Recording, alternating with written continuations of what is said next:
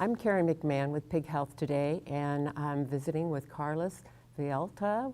He is a veterinarian in the Department of Veterinary Medicine at the University of Minnesota.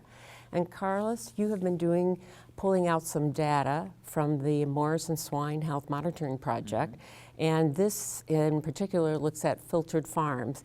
Can you give me a little synopsis of this project and what piqued your interest in the filtered farm key?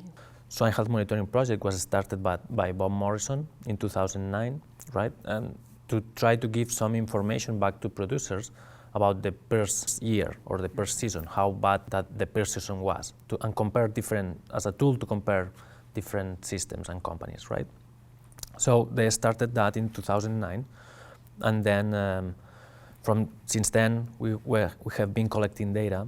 Now we are supported by SHIC, Swine Health Information Center, and we have two main goals right now. One is get all the tools ready in case of a foreign animal disease. Now this is a hot topic, right? And then the second objective is a short-term objectives, which is try to learn as much as possible of any other diseases and give that value back to producers so we can encourage them to keep participating in this project.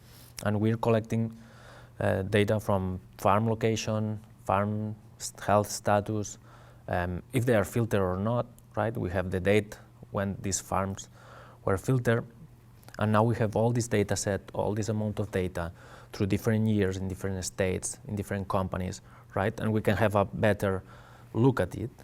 Also, why don't you give me a few basics about a filtered farm? Just kind of clarify what that is.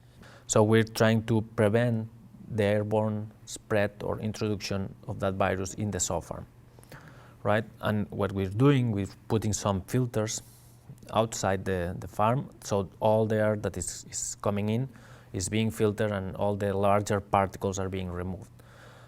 And with that, what we're trying to accomplish is like we remove all the viral particles that are attached to those large dust particles, and then the air is clean inside, right? And that would prevent the outbreaks that are caused by airborne transmission. And it sounds like you found that there was a definite advantage to a filtered farm. It was. We were seeing that it was like the difference. And with that, what we did is we had the data of those farms for 9 years, right? And the precise moment that they were filtered.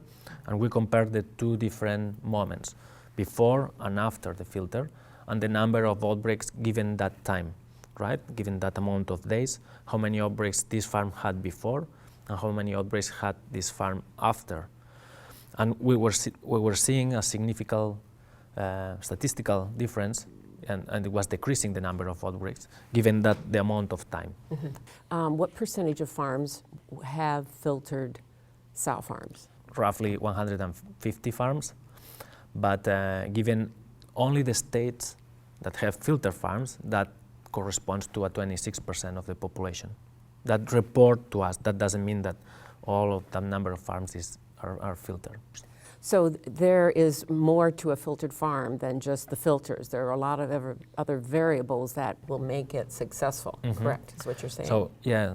So when we're talking about filter farms, we always have to remember that this is a combination.